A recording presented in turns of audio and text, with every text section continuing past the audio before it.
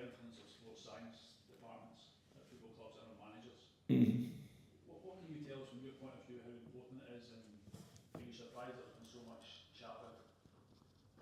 Um, I'm not surprised that it is with fans.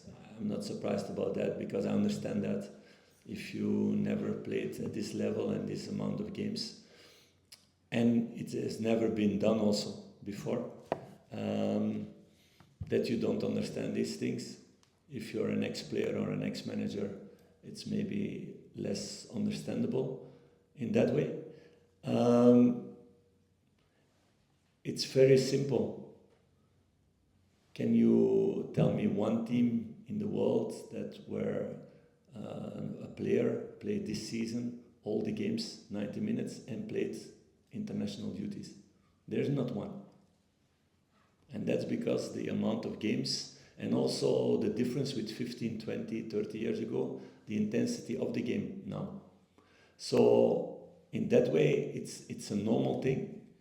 I tried to explain it before the game. Maybe I didn't do it well enough, can be. But I'm sure that this question will not be the case anymore if we go on with this amount of games in the same short time. This question will not be asked anymore in 2-3 years because everybody will say it's normal, it's normality. But now apparently that's the reason why we lost the game against Motherwell. It's not the case. And we would have maybe lost more points the next couple of months if Václav, because it mostly was about them, Václav and Hamza, if they would have played or tried to play in 90 minutes and they get injured for 2-3 months. So you need one moment to, it's not to rest them, but to see that they play less minutes in that game. Is that then starting or coming? Depends also. So it's a normal thing all over the world with all the clubs who playing that amount of games and with players who are playing international duty. With Hamza, it's also somebody who comes out of a league where he never played at this tempo. He's coping with that and he's taking tremendous steps forward in a very short time. So that's very positive. But we have a department especially for that. These people are paid for that, to check the players every day. And it's not only that, we speak with the players also every day after the conclusions made. So it was the really, really only sensible decision to make for this game. Would I love to start with them every game like they're playing for the moment? Yes, of course, I would love to do that. So I'm not stupid to not do that. It's in the benefit of the club, of the team, and of the players themselves. At every club, Philip, when fans hear about players saying they're tired, they question their commitment. Is that unfair? I don't want to use the thing unfair because then you're going to make a big title out of that.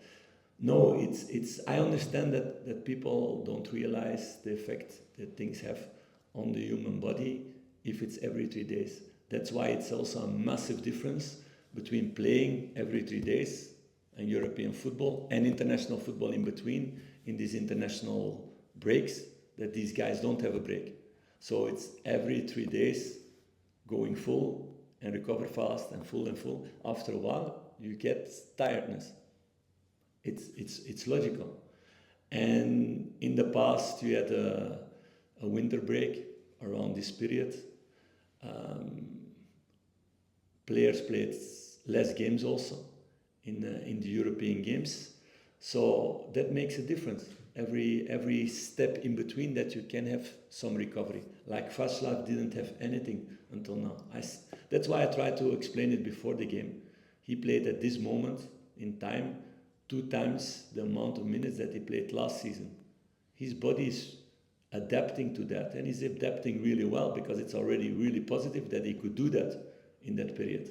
But we were on the edge with him to let him break down, and that would have been foolish. In that way, people make also sometimes conclusions that the sport department make the decisions about the team. Also totally not the case, because it's not that I follow everything to the letter. I've been pushing players above this limit, and to see, and I take the risk that moment. If the players get injured, it's my responsibility in that way. And I did several times this season, last season, the years before, in other teams.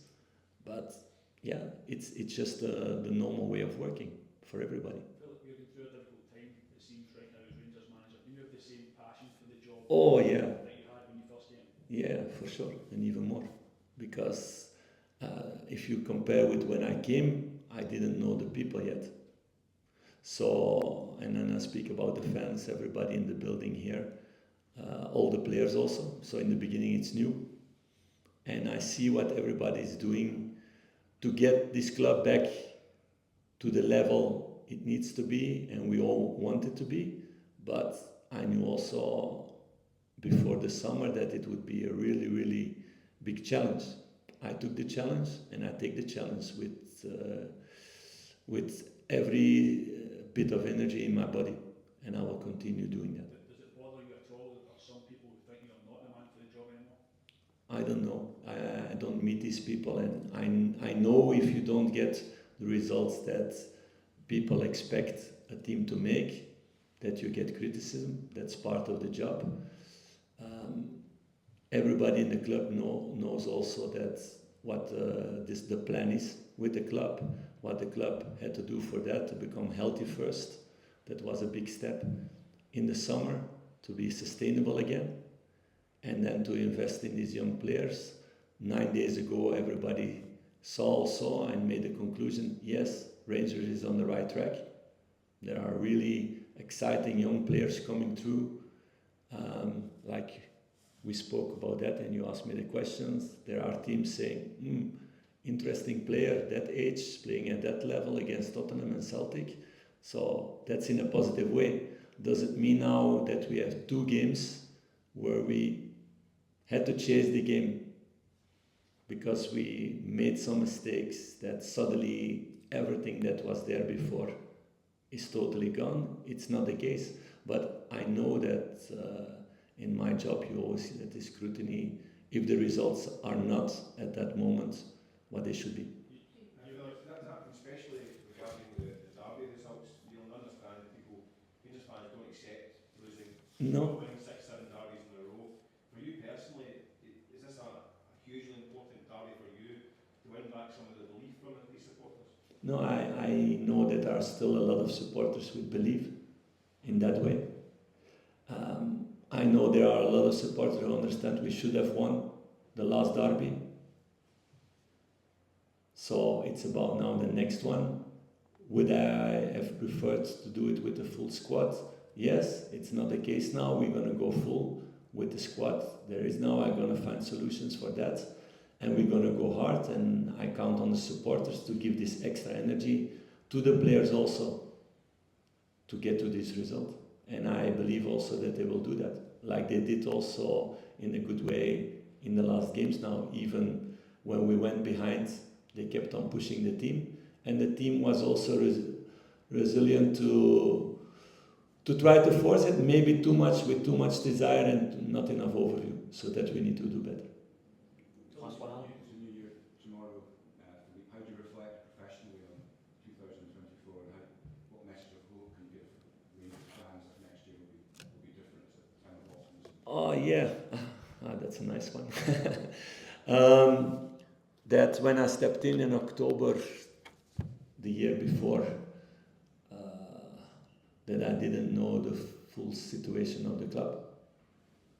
That we had to change a lot, and I speak we, so it's me, together with a lot of people. A lot of things have changed in this club in the meantime. So a lot of people left. Some people came into the club again. So there's been a really big rebuild, and it's still going on in many senses in the club, and that's necessary also to get this plan done where we want to be with this club. Did I expect more than 1 year ago that it would be so much job to be done to rebuild things? No, that was not said. I didn't know the situation. I knew the situation in the summer. I expected more points at this moment also, clearly, in that way. And we shot several times in our own foot, losing points that were totally unnecessary. So we need to take lessons out of that and make it better. But I've seen also a lot of positive things in the last 2 months in that way. You've seen, everybody has seen a lot of positive things, so we're going to work on that to get much more moments like that, and this consistency, what we talked about. And that's everywhere with young players, consistency, that's the big step to make, because it's easier to come at a certain level. It's a challenge to stay at a certain level and to grow out of that level, and that's what we're doing with this squad. Phil, sorry, just you were asked about potentially having to sell players. You said that's a question for the directors, for the people upstairs. But have you had those conversations? Do you know the answer to that question? If I know what? About having to sell players, the need to sell players maybe in January to get some money. Is that a conversation you have had with the board? We have conversations about that, yes, but the board has been really clear about that, and Patrick also. I've been talking about those things the last 6 months, that they wanted to take responsibility into that, to speak about the financial things, because that's not my job in the club to do. So my job is to work with the players who are here, and to, together with the recruitment team, to find the good players for this club. Okay, thanks guys.